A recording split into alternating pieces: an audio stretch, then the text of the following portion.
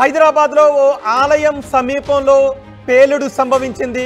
ఈ పేలుడు కారణంగా పూజారికి కూడా గాయాలైనట్టుగా తెలుస్తోంది. ఇప్పుడు మీరు ఆర్టీవీ స్క్రీన్ పైన చూస్తున్నారు.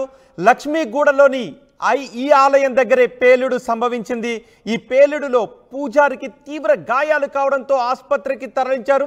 వెంటనే అక్కడికి క్లూస్ టీం చేరుకుని పేలుడుకు కారణాలేంటి, ఎటువంటి పదార్థాల వల్ల పేలుడు సంభవించింది అనే వివరాలపై పోలీసులు ఆరా తీస్తున్నారు. ఆ ప్రదేశానంతటిని కూడా పోలీసులు స్వాధీనం చేసుకొని అక్కడ వివరాలు సేకరిస్తున్నారు పోలీసులు. మా ప్రతినిధి దేవిక ఉన్నారు పూర్తి సమాచారం అందించడానికి. దేవిక, ఈ పేలుడుకు కారణం ఏంటి, ఎటువంటి పేలుడు పదార్థాల కారణంగా పేలుడు సంభవించింది, ప్రస్తుతం పూజారి పరిస్థితి ఎలా ఉంది? ఎస్ మనోజ్, మైనర్ దేవులపల్లి ఏదైతే ఉందో అక్కడ పోలీస్ స్టేషన్ పరిధిలో అయితే దారుణ ఘటన చోటు చేసుకుందని చెప్పొచ్చు. అక్కడ ఏదైతే ఒక ఆలయం ఉందో ఆ ఆలయం చుట్టుపక్కల మొత్తం కూడా అందులో ఉండే ఒక పూజారి ఆ ఆలయం చుట్టుపక్కల మొత్తం కూడా అది క్లీనింగ్ చేస్తున్నా, అంటే అక్కడ ఏవైతే వ్యర్థాలు ఉంటాయో గడ్డి ఉంటుందో దాన్ని మొత్తం కూడా క్లీనింగ్ చేస్తున్న సమయంలో ఒక్కసారిగా ఒక పేలుడు అనేది పేలటంతో అతని చేతులు, కాళ్ళు, ముఖం కూడా ఏ విధంగా గాయాల పాలయ్యాయి అనేది కూడా ఇప్పుడు మనం విజువల్స్లో అయితే చూస్తున్నాం. అతనికి తీవ్ర గాయాలయ్యాయి అనేది కూడా మనకి చాలా క్లియర్గా అయితే కనిపిస్తూ ఉంది. అయితే పేలుడికి గల కారణాలు ఏంటంటే అక్కడ చుట్టుపక్కల వాళ్ళు చెప్తున్నది ఏంటంటే, అదేవిధంగా ఎప్పుడైతే ఈ ఘటన జరిగిందో అప్పుడే అక్కడికి ఎవరైతే ఇతను గాయాల పాలయ్యాడో ఈ పూజారి, ఆయన అరుపులు వినంగానే చుట్టుపక్కల వాళ్ళందరూ కూడా ఒక్కసారిగా అక్కడికి రావడం జరిగింది. వెంటనే 108కి ఫోన్ చేసి దగ్గరలో ఉన్న ఆసుపత్రికి అయితే తరలించడం జరిగింది. వెంటనే పోలీసులు కూడా అక్కడికి చేరుకున్నారు. అయితే పోలీసులు చెప్తున్న వివరాలు ఏంటంటే మనోజ్, అక్కడ ఏదైతే కొన్ని కెమికల్స్కి సంబంధించి కొన్ని ఫ్యాక్టరీస్ ఉన్నాయి, ఆ ఫ్యాక్టరీస్లో ఏవైతే వ్యర్థాలు ఉంటాయో అవన్నీ కూడా తీసుకొచ్చి ఎక్కడ పడితే అక్కడ పడేస్తూ ఉన్నారు.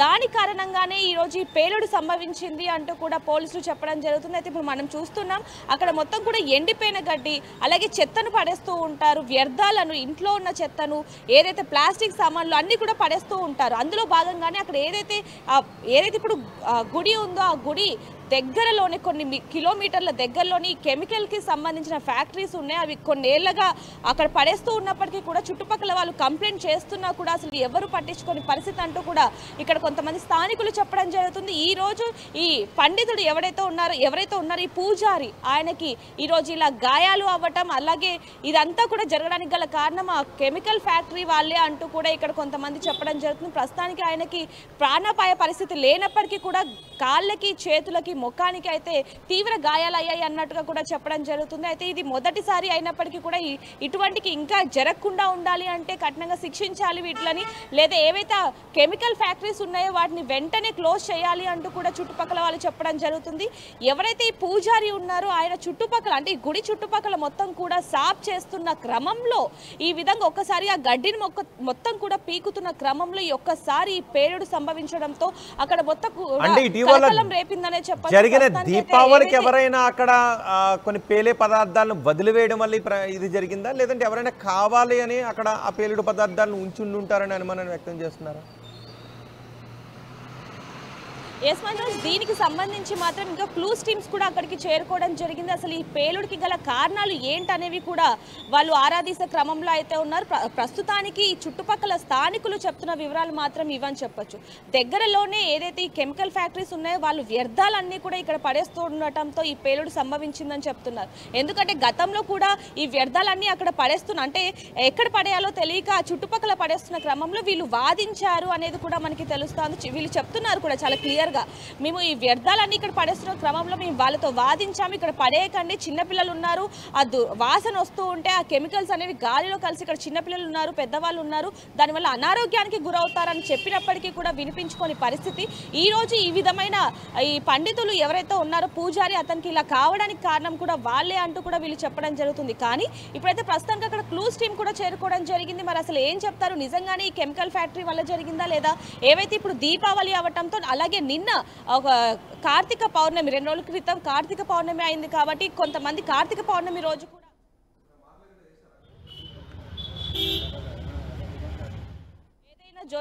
ఏదైనా జరిగిందా అనే విషయాలు కూడా తెలియాల్సి ఉన్నాయి. రోహిత్,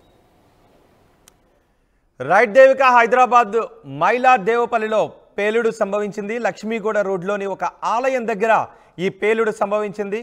దీంతో అక్కడ పూజారికి తీవ్రంగా గాయాలయ్యాయి. పూజారిని వెంటనే ఆసుపత్రికి తరలించారు. అయితే పేలుడుకు కారణాలు ఏంటి అనే విషయంపై పోలీసులు ఆరా తీస్తున్నారు. ప్రదేశానంతా పోలీసులు తమ స్వాధీనంలోకి తీసుకుని క్లూస్ టీం అక్కడికి చేరుకుని పేలుడుకు కారణాలు ఏంటి అనే విషయంపై ఆరా తీస్తున్నారు. ఈరోజు అందాజా ఉదయం 10:30 గంటల ప్రాంతంలో మైలాదేవపల్లి పిఎస్ పరిధిలో ఉన్నటువంటి లక్ష్మీగూడ రోడ్లో శ్రీ యాదే టెంపుల్ పరిసర ప్రాంతాల్లో పూజారి క్లీన్ చేస్తుండగా రోడ్డు పైన క్లీన్ చేస్తుండగా ఎక్స్ప్లోజన్ జరిగింది. చిన్న అది దానికి సంబంధించి ఆ ఎక్స్ప్లోజన్ సంబంధించి క్లీన్ చేస్తున్నటువంటి వ్యక్తికి చిన్న గాయమైంది. హాస్పిటల్ షిఫ్ట్ చేశాము. ప్రస్తుతం ఆ ఎక్స్ప్లోజన్ ఏ రకంగా జరిగిందనే దాని గురించి బీడీ టీంని మేము పిలిపిస్తున్నాము. అది చెక్ చేసిన తర్వాత పరిశోధనలో తెలుస్తుంది.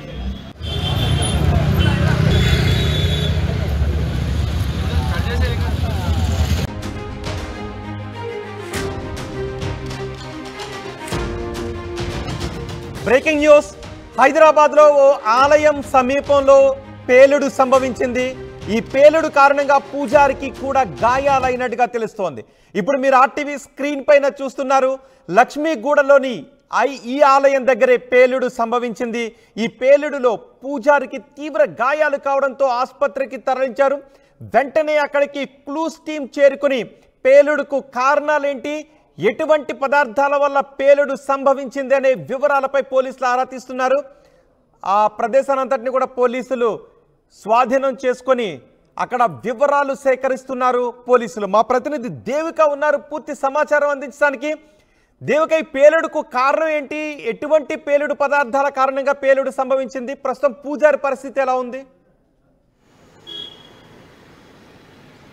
ఎస్ మనోజ్, మైనర్ దేవుళ్ళపల్లి ఏదైతే ఉందో అక్కడ పోలీస్ స్టేషన్ పరిధిలో అయితే దారుణ ఘటన చోటు చేసుకుందని చెప్పొచ్చు. అక్కడ ఏదైతే ఒక ఆలయం ఉందో ఆ ఆలయం చుట్టుపక్కల మొత్తం కూడా అందులో ఉండే ఒక పూజారి ఆ ఆలయం చుట్టుపక్కల మొత్తం కూడా అది క్లీనింగ్ చేస్తున్నా, అంటే అక్కడ ఏవైతే వ్యర్థాలు ఉంటాయో గడ్డి ఉంటుందో దాన్ని మొత్తం కూడా క్లీనింగ్ చేస్తున్న సమయంలో ఒక్కసారిగా ఒక పేలుడు అనేది పేలటంతో అతని చేతులు, కాళ్ళు, ముఖం కూడా ఏ విధంగా గాయాల పాలయ్యాయి అనేది కూడా ఇప్పుడు మనం విజువల్స్లో అయితే చూస్తున్నాం. అతనికి తీవ్ర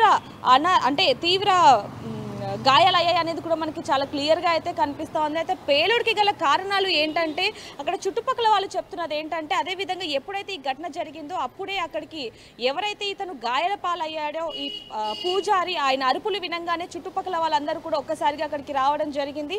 వెంటనే 108కి ఫోన్ చేసి దగ్గరలో ఉన్న ఆసుపత్రికి అయితే తరలించడం జరిగింది. వెంటనే పోలీసులు కూడా అక్కడికి చేరుకున్నారు. అయితే పోలీసులు చెప్తున్న వివరాలు ఏంటంటే మనోజ్, అక్కడ ఏదైతే కొన్ని కెమికల్స్కి సంబంధించి కొన్ని ఫ్యాక్టరీస్ ఉన్నాయి, ఆ ఫ్యాక్టరీస్లో ఏవైతే వ్యర్థాలు ఉంటాయో అవన్నీ కూడా తీసుకొచ్చి ఎక్కడ పడితే అక్కడ పడేస్తూ ఉన్నారు.